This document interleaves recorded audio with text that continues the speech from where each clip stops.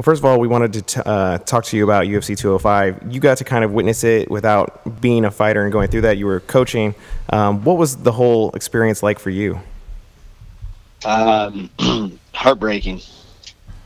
Heartbreaking? Completely heartbreaking. Just because of the way that it panned out, you didn't really get to enjoy any of it?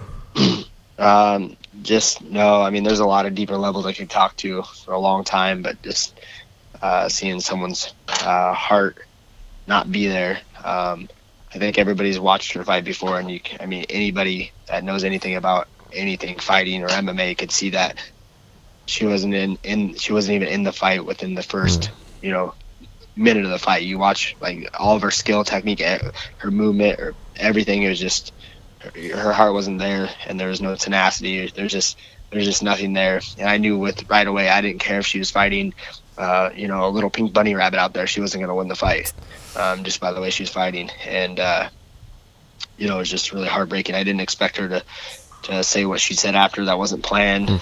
Didn't know about that at all. And I know that's obviously a big subject story, but I really don't want to talk about it. Understandable. I mean, it caught a lot of people off guard, and certainly I feel like a lot of people are trying to process it. Yeah, Bryan. I was gonna, because obviously this is Elias, by the way, and you've got a big title contenders fight coming up with Jimmie Rivera real soon, and we're gonna dig into that, and we can jump right into that. I will say the thing I was thinking about asking you after this, and you definitely don't have to answer it if you don't want, because I don't think people have a great appreciation for just how much this stuff means to the people involved, and you guys have been in such a unique position for so many years where you're each other's coaches, training partners, and that's just, I can't imagine how difficult that is. I was going to ask you if you had gotten any indication of the stuff that was worrying you in the fight as you watched it, like before. And again, you don't have to answer that if you don't want. We can jump into the next one. But I saw that you had talked to MMA Junkie, and you said, you saw that you'd seen some things that had maybe disturbed you before, and I was just wondering if that had been something that you had seen some things in camp and stuff that maybe you didn't that worried you even before the fight. Well, I mean, nothing about the retiring, just how she, how she was fighting the last fights. Even when she won the world title against Holly Holm, she wasn't herself really, and she won the fight. But I don't. I'm not gonna go on record and say I guess I don't feel like talking about what's going on. No, but there's some things. The camp was good. The fight week was actually probably the best fight week that we've actually had in probably 10 years. I mean, the whole fight week was phenomenal. Our weight cut went phenomenal. Like, it was one of the most stress-free weeks that I've ever coached her. As far as just everything was going, everything was going really smooth. It's just, there's factors that go into that kind of stuff. But yeah, I just don't feel like getting into it. No, I can only imagine. And you've got your fight with Jimmie Rivera coming up, and I know it's going to be you're going to do everything you can to flip whatever switch you have to do the rightfully selfish thing you got to do and focus on your own camp. Now, when you look at your opponent, obviously he's got a great win streak together, and he's got a good record and all that. But when you look at the matchup, what do you see in Jimmie Rivera, if you're honest, Bryan, and how do you think he matches up or compares maybe to overall quality of opposition of guys you've already faced and mostly beaten? Because whether or not everyone is recognizing it, you've got one of the most impressive records in the division, and you're beating the who's who of title contenders out there. So I'm curious what you see in the matchup and how you think he compares to guys you've already beaten. I think he's definitely a top contender. I always believed that Jimmie Rivera was, before he was even signed with the UFC, I watched him fight. I've known him for a long time. He actually fought on The Ultimate Fighter the same season that I did, and he lost to my friend Dennis Bermudez, who he was actually handily winning that fight. And then Dennis caught him in a bad position, and the ref stopped the fight, I think, entirely too early. But, I think he's a top fighter in the world, and he's where he's at, for a reason. And he'll be a great challenge. And, I'm excited to get in there and test myself. He's a young up-and-coming guy. He's got a lot of fire. He's on a good win streak. and he's got a lot of confidence building behind him. But I think, look at his competition who he's been fighting. He hasn't fought anybody like me. The one guy that I could say that he fought that was legit is, Faber. But Faber's on his way out. I feel like Faber kind of fell in love with the striking game a lot. He got away from the Faber that made him successful. You watched Faber in the WC days or even the early UFC days when he first got in there, he would get in scramble situation with guys and he'd take him down and he'd elbow him and he'd grind on him. And he kind of got away with that and just started, trying to kickbox people and kind of fell away from his strengths. And, I see that happen a lot. A lot of wrestlers, a lot of people kind of fall in love with striking and or get away from, their game plan. And I don't know if it's just because Faber's been around a long time. He's kind of at the end of his road. I think he jumped back in there right away after coming off the, loss to Dominick Cruz. And I think he was emotionally not 100% either. And not to take anything away from Jimmie because he executed his game plan perfectly. He did exactly what he needed to do. And I think he's a tough opponent for anybody. But I really believe that, I'm the next world champion. And I believe that no matter who gets put in front of me, I'm going to impose my will. And whether they know it or not, my game plan or not, and I'm going to come out the victor. On the flip side of that, you mentioned Faber getting away from what his wrestling, which made him so successful. Do you see somebody like Damian Maia is kind of laying the ground? If you stay true to your grappling roots, you can extend your career. I feel like me and Damian Maia are brothers from another mother. I love that guy. I love exactly. People might hate or not. I feel like I'm more well-rounded. I can have good striking. Obviously, I beat Eddie Wineland, who was a former WC world champion. And, I beat him at his own game. He's one of the best strikers in the division. I out-kickboxed him that whole fight. And, people like to sleep on my striking because my grappling is such a high level. But, yeah, I think that's something that Damian and I have really in common is we know what our strengths are, and we're not afraid to go out there and implement that and get away from what we know is gonna win the fight, because ultimately we know it's an entertainment sport, but ultimately winning fights is what gets you world titles, and it's what pays the bills. Fighting excited and getting your paycheck cut in half or possibly getting cut from the UFC. It's a hard balance to say, well, if you're the most exciting fighter, you look at Leonard Garcia, he lost a lot of fights, but how exciting did he have to crazily be to be able to keep fighting after that many losing streaks, and he eventually still got cut. You know what I mean? And that was his strength anyway. So it's kind of being a brawler. So we had a lot of punching power. So I think it's just, it's an important to make your own style exciting, and I feel like I'm an exciting fighter. I have a lot of movement, and my grappling, my takedowns are very unique. And I think make it very exciting for scrambling. I think the fans are getting more educated on what's happening on the ground and grappling. And I think people are starting to appreciate, catch wrestling and jiu-jitsu a lot more these days. Personally, that's my favorite part. I love watching that aspect of things. But you talked about your knowing your strengths and weaknesses. You're also really smart when it comes to the sport, not only in the cage, but I feel like you're becoming really smart outside of the cage. And it seems like you're tactfully picking opponents. You fought a guy in Aljamain Sterling and beat him, an undefeated fighter with a lot of momentum. You've kind of made that momentum yours. Jimmie Rivera is coming off that big Faber win that you were talking about. Now there's another young up-and-coming guy. You're making his momentum yours. Is that the kind of thought process going into it when you're trying to, figure out what's next for you? Yeah, you can plan so much, but I realize you got to bite down on your mouthpiece and fight eventually. I really wanted that John Lineker fight, for one, because he's ranked number 2. He's ranked even above Jimmie Rivera. And number 3, I would smoke him. You know what I mean? I think Jimmie Rivera presents a lot more problems than John Lineker. He runs around a lot. He doesn't like to engage in a fight more. He tries to make it a mixed martial arts. And what I liked about John Lineker is he'll stand in front of me and he'll fight me. You know what I mean? There's a difference between someone who's going to fight me and someone who's going to play a mixed martial arts game. And I don't try to back up and pick people apart. And even though that is a sweet science itself, and I have mad respect for that, that's just not my style. I like to come forward. I grapple, punch. I'm going to come and fight you.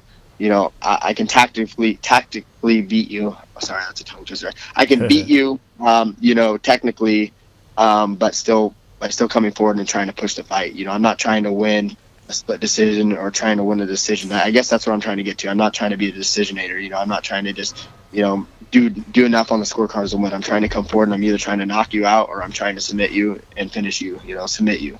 Like, I don't want it to go to the judges' scorecards. And, every second of that fight, I'm trying to figure out how to finish you, how to knock you out or take you down and choke you.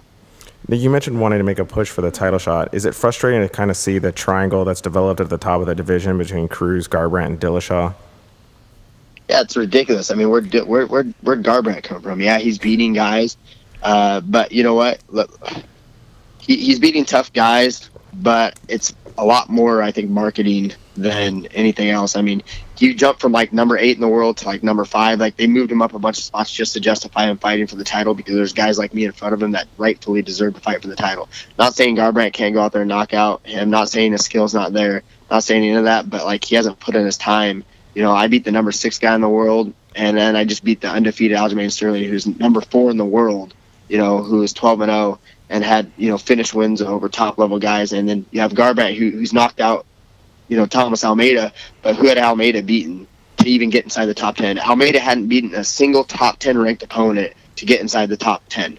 He was ranked the top 10 off of hype because he was 21-0. He hadn't beat anybody.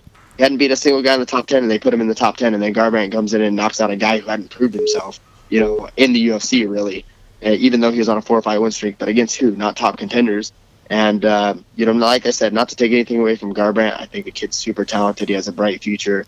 And he's a very dangerous fighter, as you can see. He's knocking guys out. And stylistically, I believe that's why he got the fight. He knows how to run his mouth. He knows how to talk. I guess it's the whole Chael Sonnen and Conor McGregor. You talk a lot of shit, and that's what gets you up front. And it's not really my style. I don't really play that game, but, I guess that's where the sport's going to. It's just really unfortunate for me because I'd rather be, good sportsmanship and be a good role model for people. And instead of talking a lot of trash and moving forward like that, I think there's a better way to represent the sport. And I hope that it gets recognized. And we'll see. I don't know. It's just I'm gonna keep putting my head down and keep on the grind. And maybe I'll start being a little bit more vocal in interviews. And I think my time's coming. So to say you didn't do a bad job of it so far with us, like you're not talking trash, but you're giving, like Gegard Mousasi, who was on before you, just saying, hey, I'm giving you honest answers, right? So I think along those lines, I was kind of curious. I don't know what your time on the mats how much they may have overlapped or not, but like, did you ever get much work in with Cody Garbrandt over at Alpha Male? No, I was gone way before he came. I was there in like 2010. Like 5 years before he even came. So, I haven't got to work with him at all, but I know a lot of guys that have trained with him there that I'm still friends with. And the kid's talented, but he's got a different skill set than what I have. And, what goes in my favor is Garbrandt isn't afraid to fight. He's not one of the guys who'll run from you. And that's the type of guys I like to fight because it's going to end. It's going to end before the judge's decision. Somebody's getting knocked out, somebody's getting choked. And that's what I like. I don't like a guy who's just trying not to fight me and trying to win a decision. So, I welcome that fight too. I called him out. He called me out. I guess he was trying to call me out, and then they switched it up to a fight. So I called him back out. I said, well, okay, let's do this. And then all of a sudden he didn't want to do it. And then next thing you know, he gets the title shot. So I said, if I'm not going to get the title shot, I want to fight John Lineker because he's ranked, really high in the top 5, or I wanted to fight Garbrandt because he's got a lot of hype. He's talking a lot of crap. He wanted to fight me, and then, they bypassed me and gave him the title shot because they think it's going to be a more exciting fight, because, Dominick Cruz is predominantly a striker, and so is Cody Garbrandt. So they think it's going to end in, a fantastic striking match, I guess. I don't know. It seems like that's what the UFC is pushing these days. They don't really like, Damian Maia's, and they don't really necessarily like my style, even though I don't just grapple. I'll strike with guys. I was trying to strike with Aljamain Sterling a lot more, but he would just run away, and I was trying to call him out, throwing up my hands, and that fight was either a matter of who's going to get on the wrestling first. Is he going to shoot and take me down first, like in the first round, or am I going to beat him to the punch? And it was unfortunate. That's why I was excited to fight somebody like Garbrandt or Lineker, who I knew was going to stand in front of me, and we could throw punches, and we can be mixed martial artists. We can strike, and we can wrestle, and we can grapple, and we can show what mixed martial arts is about. Now, you mentioned a little nugget in there that you prefer to fight somebody who wants to fight as opposed to somebody who tries to fight for points. Does that mean that if you were to have a rooting interest in their fight, that you would prefer to see Garbrandt win and fight him for the title as opposed to Cruz? Yeah, I think so, honestly, because he'll stand there and fight. You know what I mean? And Dominick Cruz is a really tricky puzzle, and I have mad respect for that guy because people, first of all, the way he's went through an adversity is, that's an inspiration to not only me, but it should be to anybody to see him going through all those knee surgeries and all those injuries and to come back and to regain his world title. That's just, I think, Dominick Cruz should go down in the history books forever. Like, he's one of my favorite fighters, even though he runs and like that. He's so artistic in the way he moves and the way he strikes. He puts so much expression into it, and he's such a passionate guy. Like, I'm a big fan of Dominick Cruz, and although I appreciate his fighting style, I don't necessarily like it as far as like guys I like fighting. I like guys who will come forward and finish. I loved when I seen him fight Mizugaki, and he came forward a lot more, and he took him down and he mixed up, finished him on the ground. He knocked out Mizugaki. I like seeing that passion come back, and then I feel like when these guys get to the top of the sport, it's really hard for them to lay it on the line like that. So they start becoming a lot more precision fighters, kind of like I saw with Frankie Edgar, one of my favorite fighters ever. When he first got in the UFC, he was having these barn burner wars with Thiago Tavares and Tyson Griffin, and was mixing up wrestling, striking, and super excited. And then he realized, like, man, this is kind of dangerous. This is crazy. Getting too much. And he realized, like, hey, I'm faster than these guys. I have a little bit cleaner striking. I can just hit these guys and run. And I can win these decisions. It's easy money for them. And although I understand his position as a fighter and paying the bills and all that stuff, but like, I respect somebody a lot more who's gonna just bite down their mouthpiece and try to finish the fight. It comes down to finishing. That's why I always love Kenny Florian. He always tried to come forward and finish fights, whether it's by knockout or by submission. So although I have mad respect for Dominick Cruz's style, because nobody can fight the way he fights, and to come back through the adversity that he came back through is inspirational. But is it my favorite fighting style? Absolutely not. I like guys who try to finish. Do you see Jimmie Rivera as being one of those guys? I don't. I think Jimmie Rivera, he has finished guys, but I think he's calculated, but I think he's a guy who he doesn't try to fight to finish. He just tries to fight almost not to lose. And he hasn't lost since really early in his career. Do you feel like you've cracked the code or figured out the puzzle? Well, yeah, I don't know about figuring out the code or puzzle. I just think that, who's going to want it more, and ultimately who's going to want it more, and whose skill set's going to overshine the other person's skill set. Who's going to be able to impose their will. And I believe in my heart that I'm going to be able to impose my will over him, and I believe that my skill will triumph over his skill. And that's what it really comes down to: who wants it more, and who has the actually athletic, and who actually has the skill. Sometimes heart will override skill, and sometimes someone just doesn't quite have enough skill. They try, and you see these people get beat up in the cage, and they get dropped 3-4 times. They keep getting back up, and they just quite don't have the skill. I believe that I have, one of the biggest hearts and the best chins in the division, and I believe that I'm one of the most talented guys in the world, and definitely the most talented guy when it comes to, jiu-jitsu and grappling in our division.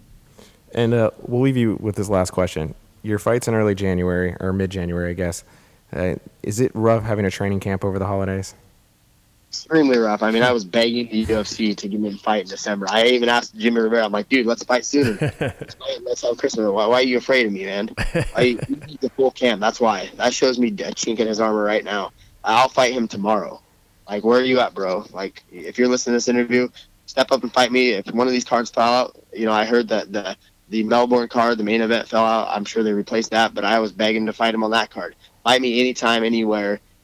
Let's fight before Christmas and then have our time with our family. But inside word from his camp is that they're afraid of me. They need more time to try to crack my code and figure out how to beat me. And how to beat me is basically punch and run and not fight me. The only way Jimmie Rivera is going to fight me is to throw little flippy kicks out there, jab and run, throw flippy kicks and jab and run, and that's how he's going to beat me.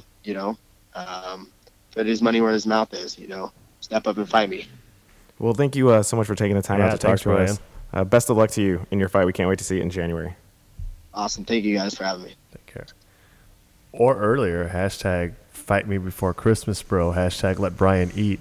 Like, that's awesome. I love that he's out there. He's like, no, how about let's fight now and then let's eat later. Now, anytime a main event or a fight gets pulled out, like that's immediately where my attention's going to turn to. Absolutely. I'm going to be like, the first thing, like if a fight gets pulled out, like the Albany main event or something, I'm going to immediately go to Bryan Caraway's Twitter and try and see if he's already angling for that.